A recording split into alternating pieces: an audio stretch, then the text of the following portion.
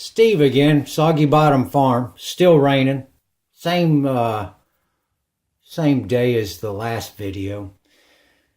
But now we're going to mix up some concrete. I prepared all those molds. This is, I used the molds. You could use anything you want to, I don't know, you want to make a path through your garden, a welcoming pad for your lawnmower repair shop, whatever you want to do. You got a car repair place, make a concrete pad, drop some wrenches in it, whatever you want to do. You don't have to use wood and molds like me. You could cut the top off this 5-gallon bucket somewhere and, lay this top ring on the ground and fill it up with concrete. Make your own walking stones. Put little metal dogs in them if you have a pet store. I don't know. Whatever you want to do. But the biggest point of making this video is to show you what you might need, bare minimum. Things that you might already have around the house. You don't need one of these. If you have a spatula, you can get away with a spatula. You can get away with using your hands, whatever you want to do. But I would recommend you get an ice cream bucket. This is a 1-gallon ice cream bucket. You might need this because I use the Cement Solutions concrete mixing bag. Not because of any reason other than I watched a video, an old guy was mixing up concrete, and I said, let me try one. So I bought some. I think I bought some, I don't know, a year ago. $7, $8, but it's extremely easy and fast to use. Here's the instructions, a little table. This is why you want the ice cream bucket. 60-pound bag. They tell you how much water to add to each, depending on how strong you want the concrete. There's things here. I'd recommend you buy one. It's a really good product. I've got 231 60-pound bags of concrete mixed with one of those bags, if you do it the way I'm going to show you. But the bucket, this bucket has a ridge in it right here. See it? Right here. And there's 2 more ridges inside this bucket right here. And they almost perfectly correspond to the amount of water that is showed that they're telling you to use in this chart. So if you got to do a whole bunch of them, bags of concrete with one of these plastic bags, this is a good way to pretty accurately measure the water in a repeated way so that all of them turn out approximately the same. So let me reposition this thing. You're going to need a bucket or some way of measuring water, possibly one of these, a spatula, a spoon, whatever the heck you have. And I'm going to turn around, and you're going to need some cardboard. And of course, you're going to need the bag and a bag of concrete. I'm going to rotate this camera around, and we're going to mix up a bag and dump it into the mold. Hang on. Okay, that looks like a good spot. One other thing. I'd suggest you get some breathing apparatus. The dust in concrete, it's not that good for you. But like I said, you're going to need a piece of cardboard. First thing you want to do is set the cardboard down.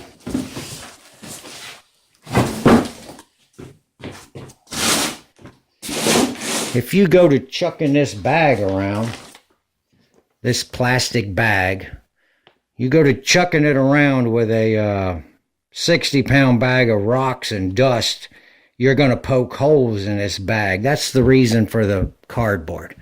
So let me do a few more preparations, measure out the water, prepare the bag of concrete, and then we'll continue. Hang on. Okay, we're going to do this. I filled that to this, there's this deep lip. And then there's 2 more little lips here.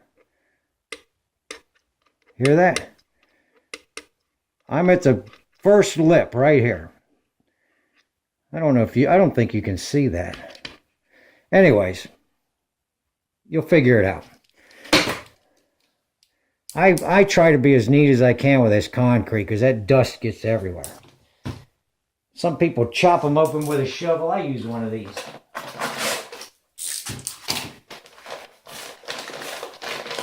I'm kind of weird about my work area.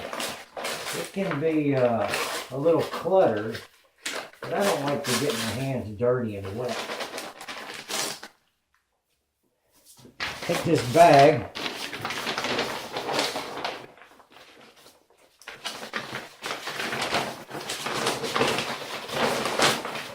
Put that bag inside of it.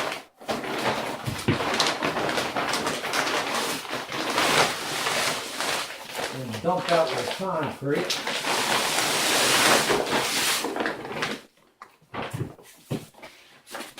I don't shake the heck out of this bag trying to get every drop out. All it does is make dust.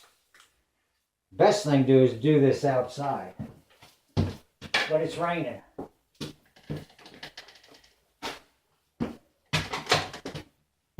We'll leave that open. It'll probably give you more light.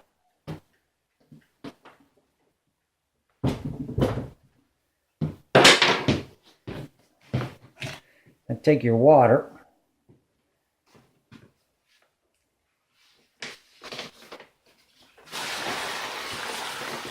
Dump it in there.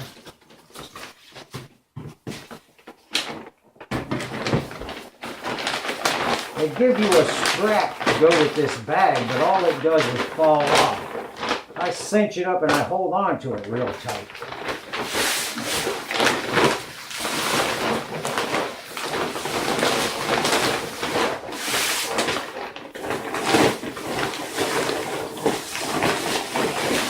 Surrounded with water. And then right now all I'm really doing is feeling for dry concrete. You'll feel it in your hand.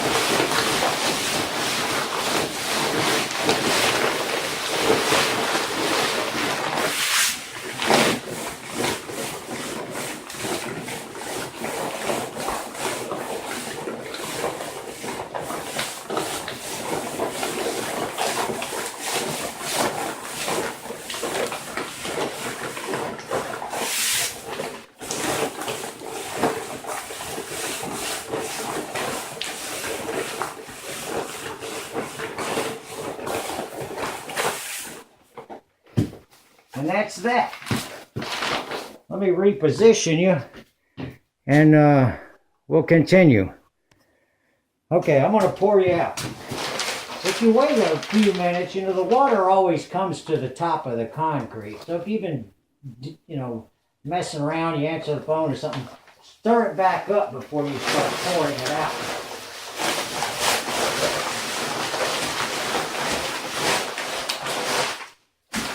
This is the best part of this bag. You can't fill things like this up with a mixer.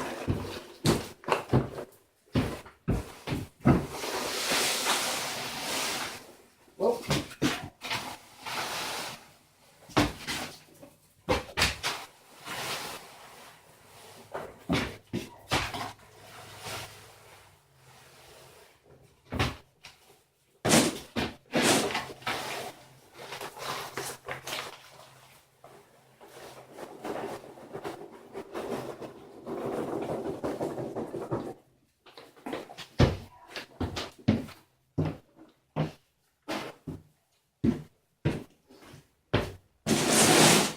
And there you have it. I'm going to spread a few of them out and bring you back. Hold on. Okay. Now, why you need this. Let me get one that's in the light. This is what you end up with. A pile of rocks and goo mortar. You got to, you can sit here and paddle this down like this. If you run a board across this, they call that screeding. There's some YouTuber named Mike Haddock. he can really explain the ins and outs about concrete and how to deal with concrete. There's several others too. Mike Haddock comes to mind. But this is why you would need the spatula. You want to get the rocks pushed down, and then that will bring the cream to the top. That's what it's called, this real fine, you know, the stuff without the rocks, the bonding. And, you know, squeeze it down in there. You can sit here and do this. If you don't have a vibrator, most people aren't going to have a vibrator. Doesn't mean this can't be done. It just takes a little bit more work. You could do it like that, and that'll get all the air bubbles off the side, and you won't end up with pockets. You know, if the side of your little concrete cap or your walk path, whatever you're making, is going to be visible, you don't want well, let me see if I can demonstrate something. You might not want to see that, an air bubble. You know, you might want everything to be absolutely smooth, you know, like this, rather than have air bubbles. But anyways, hang in there. I'm gonna get a bunch of these done and then bring you right back for one more step. Hang on. Before I get too far along, let me explain why this hammer is laying around all the time. This is what happens if you start vibrating concrete.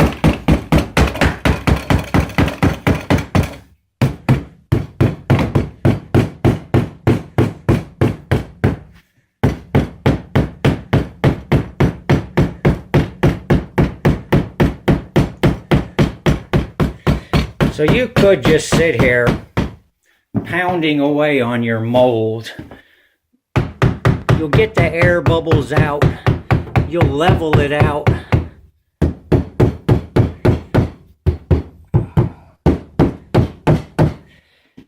But I'm not a big fan of noise, so I just pack it down with the scraper. Hang on, I'll be right back. But I do recommend you do that, because that's what gets all the air bubbles off the sides of it and makes for a nice smooth finish all the way around the edges of it. You know, what would be the walls. All right, hang on.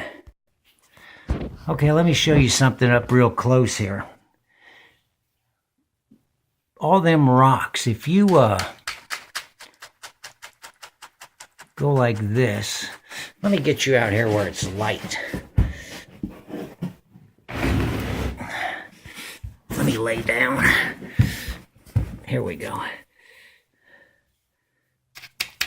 You gotta knock the rocks down so the surface is smooth, if that's what you want.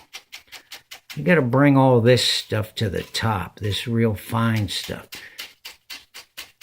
You could do it like this. You know, get all the rocks down in the bottom. If you're gonna set stuff in it. If you're not gonna put anything in it, just smooth it out. Screed it off. Watch other people. We're just making a concrete cap here. But you know, smush it down in there. And then I'll show you what happens when you try to put something in it. And then maybe you can circumvent some of the problems I've ran into by watching this rather than do it through experience the way I did. I watch a lot of stuff, but sometimes the detail just gets left out. So anyways, you smush it all down. Get it all swimming. You got hours to mess with concrete. You don't have to be in a hurry. Anyways, let's say you choose a rock. That one's that's a big rock.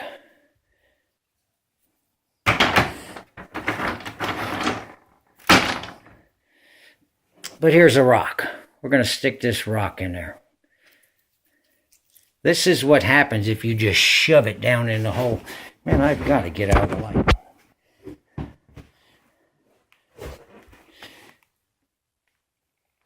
you just stick this thing in here and you push down on it,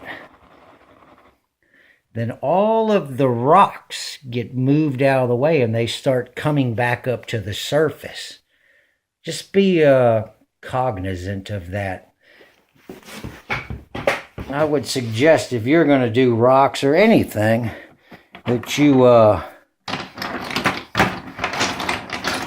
me find one that's suitable enough to show you, that you get a skinny rock, a flatter rock, so that when you put it in there, you can get it deep enough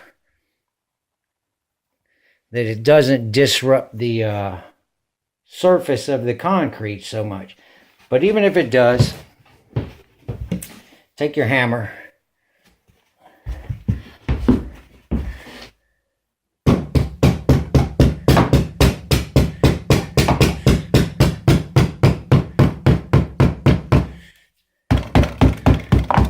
vibrate it up a little bit, and it'll soften the depression that gets made when you shove stuff down in it. Okay, and then the very last thing you need to do before you call it a day is take your little tool again. A lot of people will tell you it's too wet right now to do this, but if you forget to do this, you will regret it. The edge of this block is going to look so strange when you take it out. It's going to break it all along the edge. I go ahead right now and I move the concrete away from the mold on the top. You can either sit here and go, whatever. You're going to make an edge on it. You could just go straight through like that. It depends on the look you're after. And it's going to fill back in. See that stuff running back in there? And then when you take it out of the mold, you know, tomorrow or the next day, you're going to see this. You see, that's where it filled back in. Right there. That's just white. It's like a, it's thinner than cellophane. It's just a film. It doesn't really affect the end product. It's just the way it's going to be. Your edge will look like that. You know, if you do it as sloppily as I do, you can be really super good about it. Okay, but there you go. There's some tips. 24 hours and it didn't break. Make sure you don't put things in there that are so big that it makes the overall thickness of your concrete, you know, a 1/4 inch thick also.